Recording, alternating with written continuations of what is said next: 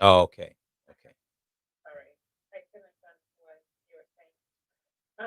No, for a while, it's just been around, I think, for a year, and there was like special um, screening or something before you could go in. I Ah, know there were okay. some things like that, and then I just never got around to it.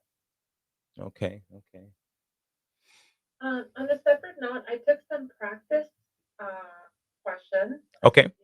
I didn't study anymore just from what we had talked about. Mhm. And I still, because it's agile leaning, and I've been in agile for like 3 years now Mhm. plus.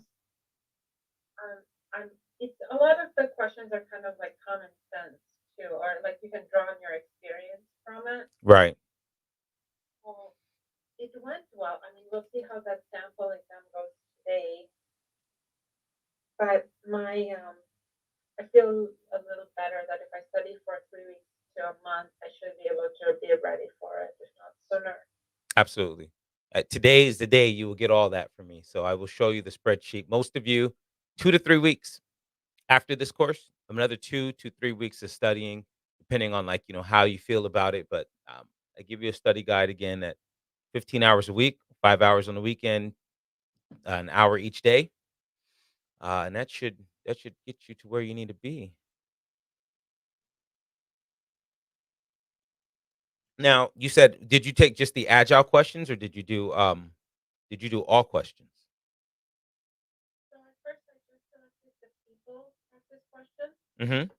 and did that, and that was fine. And then I selected all of the people, process, business, all the process groups, Okay. knowledge groups, they're called. So, the only ones that were challenging, like our RAM versus RACI, I kind of have to study that a little bit more. Okay. And of course, the formulas like EV, EC, whatever the formulas are, I need to study that. Um, but they give good explanations if you get the answer wrong or right, so you can jot down those notes. I do like that about So it. it's yeah, it's very well. It's very sophisticated learning portal. So You know, I had a question and it escaped me. I have a question for you. Let me see if it comes back. Oh, how many questions did you take yesterday? What kind of exam? How long? um, so it had 200 questions. I probably did like 30 or something like that. Okay. I don't recall the number. Maybe 20, maybe 30. Okay.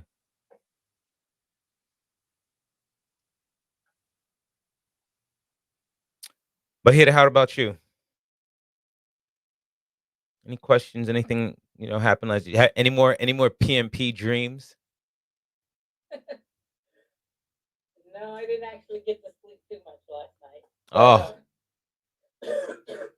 but at least no dreams, so that was good. okay. But I got up this morning, got a good walk in, found a Starbucks not too far, so I walked down there and back. Okay. A little crisp outside, but it's nice. Yeah, because you're by the water, so you might be a little cooler right by the water.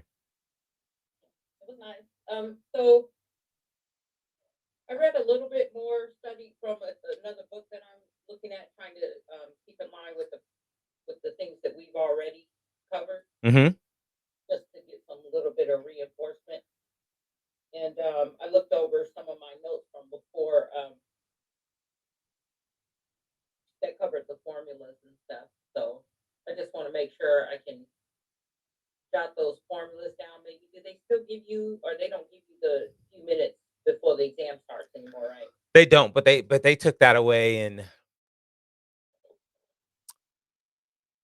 January of 2016, and then I wanna say it wasn't until, like, July of 2017 to where, like, at least here on the West Coast, then finally it was like, "Yep, when you go to the Prometric Center, like, you can't use that time anymore." So it's been a few years since folks have been able to do that, so it's okay. You just end up using the 9 to 12 minutes on average is how long it takes folks to actually, jot down all of the processes, all the formulas. So that's what you're giving up. But when you get to question 162, and you're just not going to remember that future value equals present value times 1 plus the interest rate, 1 minus the interest 1 plus the interest rate, excuse me, in parentheses, to the nth period, right? Like, that's a formula, like, when you're getting tired, your mind's not there and all that, so, give up the 9 minutes in the beginning to do it, but, yeah, you don't have that time anymore. Do you have to take the 2 10-minute break? Hmm. I'm getting conflicting, reports on that, and I think it's because there's a difference when you take it at the center versus when you take it at home. I believe when you take it at the center, you don't have to take, um, the 10-minute break, and I believe you can actually choose when that 10-minute break is gonna happen, like, you get 2 of them, and I believe when you take it at home, there's a bit of variance from proctor to proctor. So, Pearson is new. PMI was always using Prometric, and they switched over to Pearson View, July or August of last year. And then just because of the nature of COVID and people not doing and everything slowing down, there just hasn't been the volume of people who've gone through for me to like give you a confident answer. So I don't know. I don't really know if you can or can't. It just depends on your, Okay. if you take it. Or do you plan to take it at a center or do you plan to take it at home? I'm gonna take it at a center. Okay. Yeah, I don't wanna. I'd rather take it at a. I don't want any questions because we had quite a few people who took in Africa and even in Afghanistan. We had set up labs and stuff where people could take exams, Hmm. and yeah, people were. Yeah, I just felt there's just too many ways to wiggle your way through there. So. No, I'm with you. I'm with you. Take it at the center because even at home, even here, and if you were taking it here in the states, um, you just never know. Wi-Fi could go out, a blip in the power, but that's enough to reset the modem.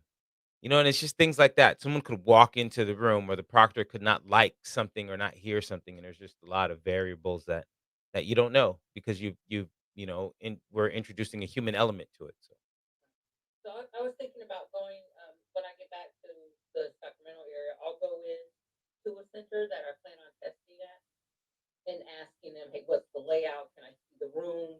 What's the rules? That type of thing, just so I'm aware before I go in there. yep. Good, that's the advice I give. I always tell people to go, like, the day if your exam is on a Thursday at 2:30, then the week before on a Thursday at 2:30, go drive by there, see what traffic's like, see what's parking like, so that way you don't have any surprises. So I'll definitely jump into that. So let's jump in. Good morning, Chris. How are you? Oh, Chris came in. Oh, yeah, he is there. All right, here we go. I see. Why don't I see your Oh, there goes your There you go. Good morning. All right, so let me